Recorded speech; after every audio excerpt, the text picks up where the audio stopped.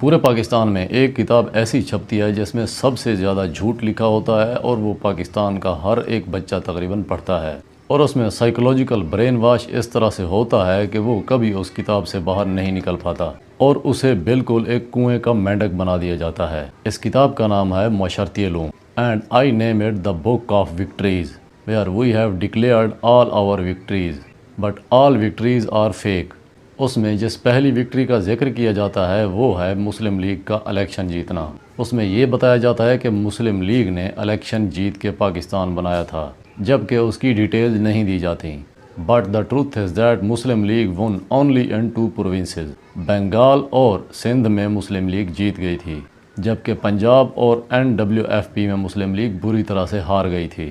بنگال میں مسلم سیٹس 119 تھیں اور اس میں سے مسلم لیگ 113 سیٹیں جیتی تھیں اور کل سیٹیں 250 تھیں، اور اسی طرح سے سندھ میں مسلمانوں کی 34 سیٹیں تھیں اور اس میں سے 28 مسلم لیگ جیت گئی تھی، جبکہ ٹوٹل سیٹیں 60 تھیں۔ NWFP میں مسلم سیٹس 36 تھیں جس میں سے صرف 17 سیٹیں مسلم لیگ جیتی تھی اور کل سیٹیں 50 تھیں۔ اور اگر ہم پنجاب کی بات کریں تو مسلم سیٹس 86 تھیں جس میں سے 73 مسلم لیگ جیتی تھی، جبکہ جو کل پنجاب کی سیٹیں تھیں وہ 175 تھیں۔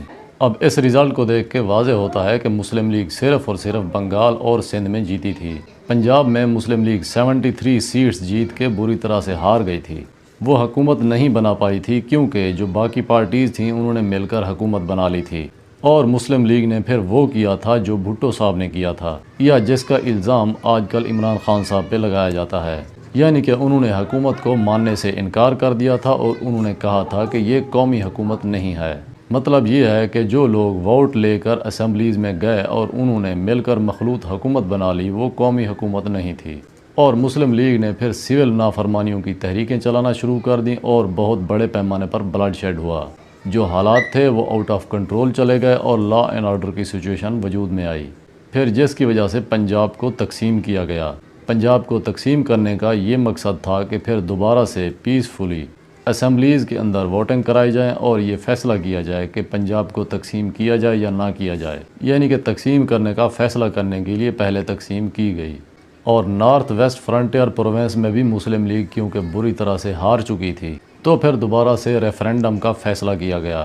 وہاں کی آبادی تقریباً 4 ملین تھی اس وقت، اور جن لوگوں کو ووٹ کا حق تھا وہ تقریباً 5,80,000 کے قریب تھے، جبکہ ریفرینڈم میں تقریباً 2,70,000 لوگوں نے پارٹیسپیٹ کیا تھا، یعنی کہ صرف 51% لوگوں نے پارٹیسپیٹ کیا، اور اس طرح سے ریفرینڈم جیتا گیا۔ اب یہ بھی ایک بہت بڑا سوالیہ نشان ہے کہ ایک پارٹی الیکشن بری طرح سے ہار جاتی ہے اور پھر وہی پارٹی ریفرینڈم کس طرح سے جیت جاتی ہے۔ اب اس سے ہمیں واضح طور پر اندازہ ہوتا ہے کہ ہم شروع سے ہی رولز کو، پرنسپلز کو فالو کرنے کو ترجیح نہیں دیتے۔ یہاں سیاست کرنے کا صرف ایک ہی طریقہ ہے کہ کیوس کریٹ کرو، اور آج جو کروسیڈ چل رہی ہے وہ کوئی آج کی نہیں ہے، یہ بہت ہی پہلے کی ہے، یہ ہمیشہ ہوتا رہتا ہے۔ Such things happen in every 2 decades۔ اس وقت بھی غداری اور کفر کے فتوے لگائے جاتے تھے، اب بھی یہی لگائے جاتے ہیں۔ اس وقت بھی یہی کہا جاتا تھا کہ ہم ملک کے وسیع تر مفاد میں کام کر رہے ہیں اور ہم ملک کو بچانا چاہتے ہیں، اور آج بھی یہی کہا جاتا ہے۔ یہاں پولیٹیکل اور نان پولیٹیکل گروپ سب پولیٹیکل ہیں، اور ہر کسی کا یہی کلیم ہے کہ ہم ملک کے وسیع تر مفاد میں فیصلے کریں گے اور ہم ملک کو بچانے کے لیے آخری حد تک جائیں گے۔